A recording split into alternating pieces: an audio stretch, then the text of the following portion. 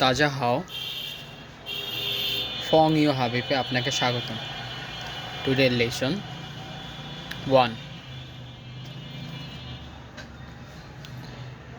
নি হাও নি হাও। Today's lesson topic name ni hao. It means hello. আমরা প্রথম শিখব কিছু নিউ ওয়ার্ড এখানে আছে নি শব্দের অর্থ ইউ অর্থ তুমি, আর হাউ শব্দের অর্থ fine good. It's a adjective, it's pronoun.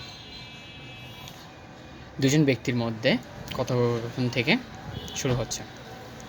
Number 1 এ নি হাও, বি নি হাও।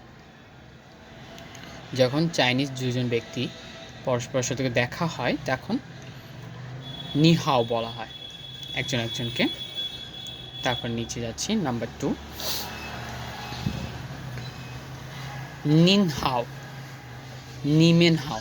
আমরা নিউ ওয়ার্ড এখানে শিখলাম দুটা। নিন হাও স্প্লয়েডলি ইউ বলা হচ্ছে। এর আগে আমরা শিখছি নি বলছে শুধুমাত্র তুমি বোঝাচ্ছে, আর নিন অর্থ একটু প্লয়েডলি বা সম্মানসূচকভাবে বলা হচ্ছে। নিমেন হাও, নিমেন বলতে এখানে প্লুরাল ইউকে বোঝে তোমাদের। এখানে দুজন ব্যক্তি, একজন বয়স্ক ব্যক্তি দেখা যাচ্ছে, চুল সাদা বয়স্ক ব্যক্তিকে নিন হাও বলা হচ্ছে। নিন হাও সম্মানসূচক তাকে হ্যালো বলা হচ্ছে। এবং বয়স্ক ব্যক্তি দুজন পার্সনকে নিমেন হাও বলছে। নিমেন হাও বলতে হ্যালো বলছে, সবাইকে একসাথে বলছে। অনেকগুলো ব্যক্তি থাকলে তাদেরকে যখন হ্যালো বলা হয় সেক্ষেত্রে নিমেন হাও বলা। নাম্বার 3 তোই পু চি। এই রিপ্লাই হিসেবে থাকবে মে কোয়ানশি,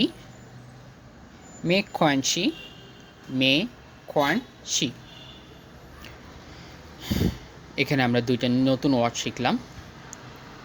তোই পুচি টু বি সরি, মে কোয়ানশি it's okay, it's does not matter কোনো ব্যাপার না। আমরা যখন চাইনিজ আমরা কাউকে সরি বলবো সেক্ষেত্রে আমরা ইউজ করব তোই পুচি। আর যখন আমরা বলবো ইটস ওকে বা ইউর ওয়েলকাম বা কোনো ব্যাপার না, মেনশন নট, মে কোয়ানশি। তাহলে আমরা আজকে নতুন কিছু ওয়ার্ড শিখলাম। যেরকম শিখলাম নি শব্দের অর্থ হচ্ছে ইউ, হাও শব্দের অর্থ গুড বা ফাইন, নিন অর্থ হচ্ছে প্লয়েডলি ভাবে আমরা